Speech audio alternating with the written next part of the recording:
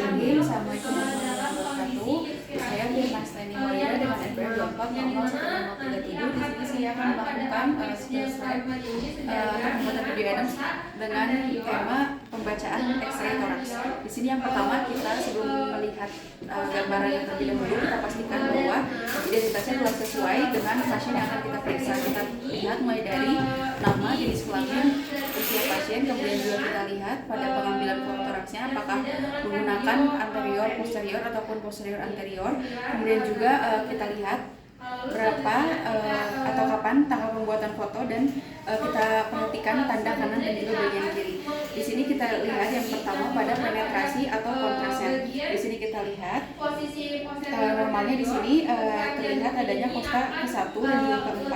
Kemudian juga di sini terlihat ada samar-samar dari diskus intervertebralis. Lalu juga di sini bisa kita lihat bagaimana rotasi dari gambaran X-ray itu.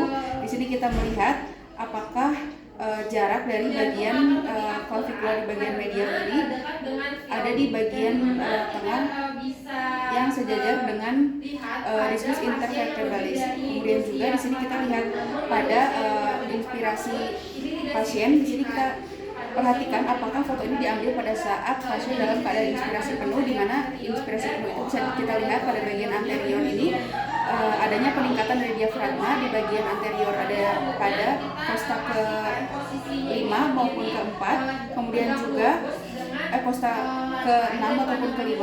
Lalu pada bagian posteriornya diafragma terlihat adanya peningkatan pada kosta ke-9 maupun ke-10.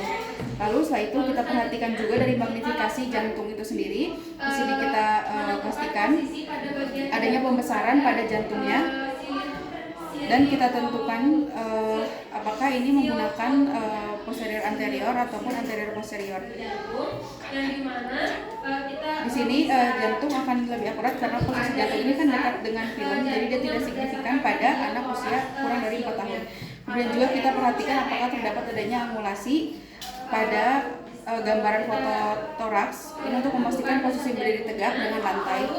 Lalu di sini kita lihat juga untuk mendiagnosisnya, kita perhatikan jantungnya juga. Di sini kita lihat posisi trakea ini harus lurus sejajar di tengah. Lalu kita perhatikan apakah terdapat ada deviasi ke salah satu sisi. Lalu setelah itu juga kita tentukan posisi bagian-bagian jantung menggunakan silhouette jantung. Nah, di sini bisa kita tentukan juga besar jantung berdasarkan kardiotoraksik rasio atau CTR. Kita bisa buat garis imajiner di tengah, kemudian kita berikan garis tambahan imajiner yang lain, garis A, yaitu kita tarik ke bagian sebelah kiri. Lalu juga kita tarik dari bagian garis imajiner yang sebelah kanan sebagai garis B. Lalu juga kita buat garis imajiner yang membentuk rongga toraks yang bagian bawah, kemudian kita tarik pada bagian kiri sebagai garis C dan kita tarik ke bagian kanan sebagai garis D.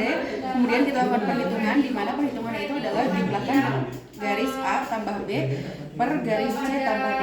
Dan untuk normal bagian CTR ini pada dewasa, untuk bagian posterior anterior ini dia kurang dari sama dengan 50%. Kemudian juga untuk dewasa anterior posterior itu kurang dari sama dengan 50%, dan pada normal neonatus itu kurang dari 1 bulan, pada bayi 1 bulan sampai 1 tahun, dan anak itu lebih dari 1 tahun.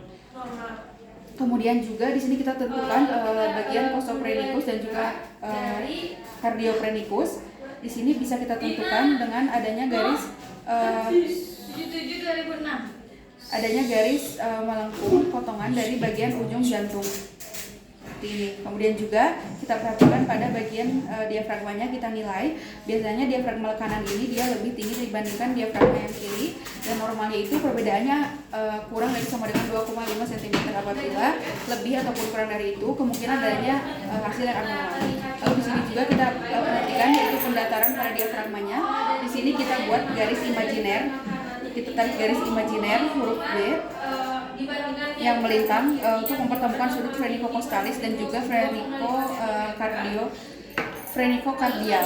Lalu setelah itu di bagian atasnya bisa kita buat juga garis imajiner sebagai garis A, di mana itu menghubungkan dari bagian lengkung diafragma, sehingga garis A dan B ini ada membentuk suatu jarak, dan apabila jarak itu lebih dari 1,5 cm itu hasilnya adalah normal. Apabila kurang, itu bisa menandakan adanya hasil yang abnormal. Lalu juga di sini kita amati bagian lapang paru atas. Lapangan paru ini bisa kita perhatikan dengan adanya tanda kehitaman atau lusen. Kemudian juga kita bisa melihat adanya gambaran vaskular pada paru, terlihat seperti adanya sedikit corak-corak dan terlihat opak atau putih dibanding tadi pada bagian apex dari diafragma. Kemudian juga di sini kita tentukan bagian hilum kanan dan kiri. Dia ini merupakan tempat area masuk dan keluarnya pembuluh darah di bronkus dan limfatik. Kemudian juga di sini bisa kita perhatikan bahwa biasanya hilum kiri ini lebih tinggi daripada hilum kanan dan normalnya itu antara 9 sampai 16 mm dan tidak lebih besar daripada trakea.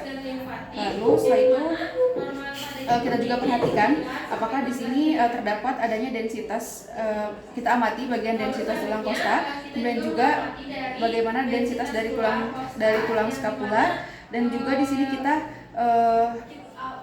mengamati apakah adanya jaringan lunak pada dinding toraks, yaitu kita amati pada bagian payudara ataupun pada bagian kulitnya atau subkutis.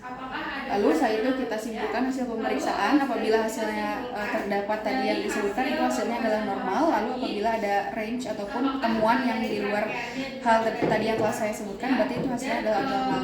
Sekian yang dapat saya sampaikan. Alhamdulillah alamin. Mohon maaf apabila ada kekurangan. Wassalamualaikum warahmatullahi wabarakatuh.